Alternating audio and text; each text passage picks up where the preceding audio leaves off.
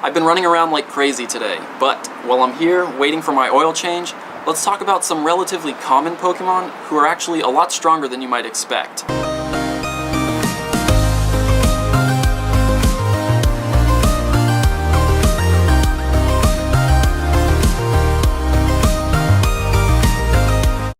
The first one is one that everyone should have access to, Pidgeot. It's the strongest flying type in the game right now, and with a moveset like Wing Attack and Hurricane, it can deal huge amounts of damage to grass types. With Pidgey being so common and easy to evolve, everyone should be able to easily get a Pidgeot. Now, it's obviously not as good for experience if you're evolving it all the way to Pidgeot as opposed to just evolving Pidgeys and then transferring the Pidgeotos, but if you do find one with good IVs, try evolving it all the way to Pidgeot, and if you get a moveset like Wing Attack and Hurricane, keep it. The next one is another pretty common Pokemon, and that's Raticate. If you have Raticate with Bite and Hyper Beam, it deals a surprising amount of damage. It benefits from Stab, meaning Hyper Beam deals an extra 25% damage, and Bite has really good DPS, and it's a fast move, so you can use it and dodge effectively so that Raticate doesn't take a ton of damage. I have a few Raticates stockpiled, only 2 of them have the ideal moveset of Bite and Hyper Beam, but they're good to hold on to if you find them because they can be pretty effective for training gyms, since they have relatively low CP, but can actually trade blows effectively with Pokemon up to twice their CP.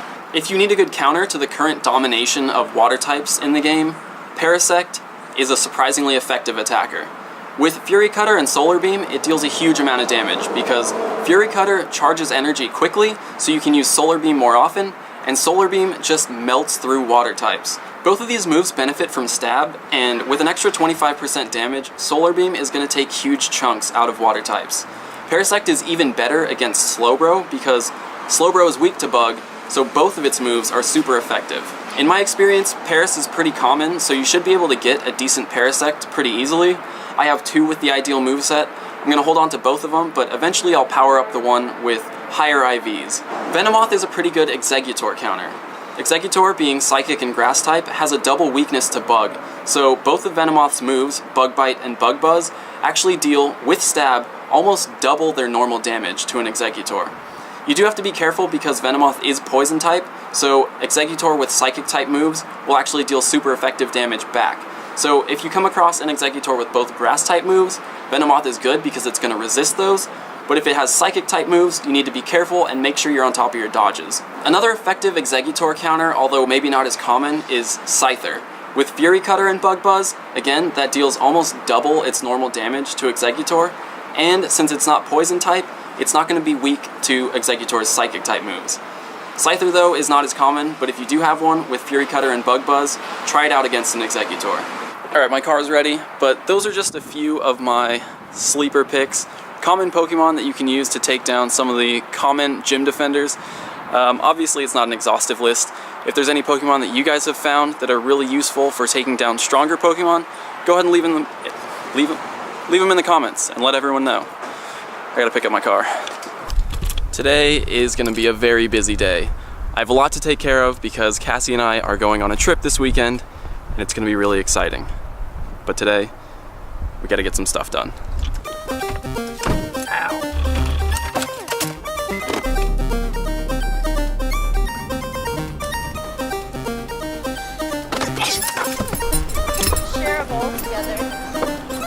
First stop, breakfast. Lunchtime, but it's breakfast. I'm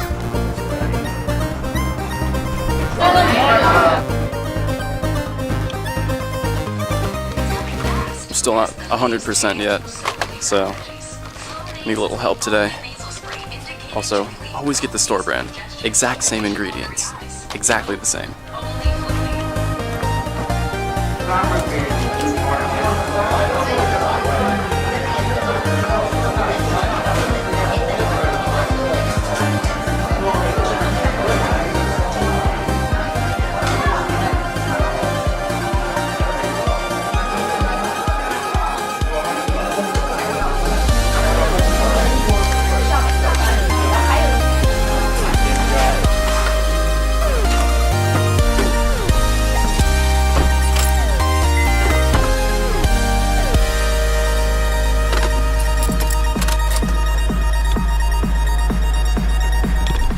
trying to get a haircut.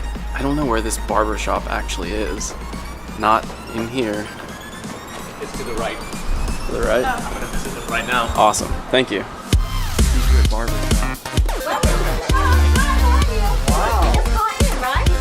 I'll be here.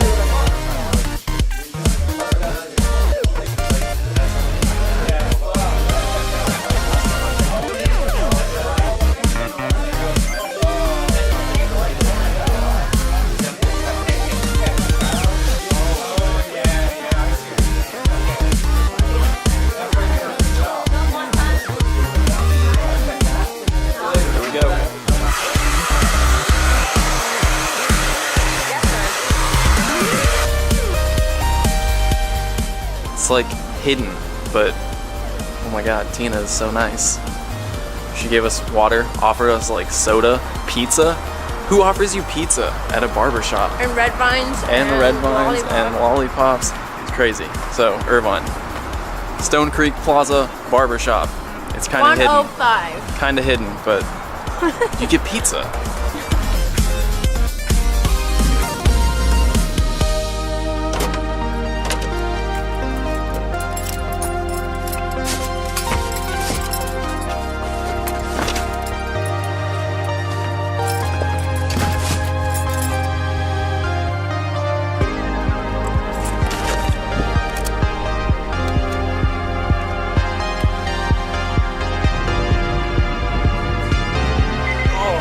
I gotta pick up my car.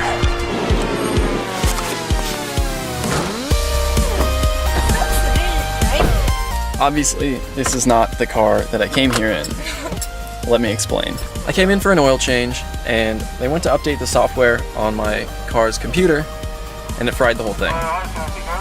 Yeah, can I have number 103, please? It's gonna take a couple days to fix, and since we had this trip planned, they set me up in a rental car. It took a little longer than expected, a couple hours longer, and I'm supposed to be speaking at We on the 8th tonight in an hour. So I have to get home, shower, get to the 8th, collect myself. We'll see how it goes.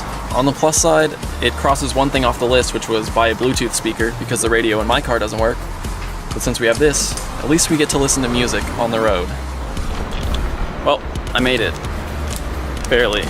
I hate feeling rushed like this. Jeez. What's up? Dante is through those doors. Then Dante, you introduce Nick, and then we'll do like 10 or 15 minutes of talking, and then we'll do like some questions. Q&A. Okay. Just talk about your everyday, like... Hashtag We on the 8th. Support all the artists here. Talk and hang out before and after. Collaborate with people, because that's what really the night's about. It's about that, and also about inspiring each other, and educating each other, learning from each other. It's really important to bring people out in our own community that come out and do things that we are studying, things that we are trying to accomplish, and someone right now who has been able to scale a YouTube channel from 0 to 500,000 in the last 2 months, subs. And it's he'll explain the story from where he's at and the times and tribulations about keeping up a channel, because we all are at a place where we're scaling our content, our ideas, and we need to learn from each other. So give it one time for Trenton Nick.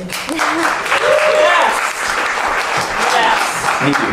For the last year and a half, like Dante said, I've been working with him, Bo more recently, so I've been doing a lot of shooting and editing from then, January of last year, until now. Really, I've just been studying, watching YouTube videos, seeing what works and what doesn't on his channel, seeing what works for other people on YouTube.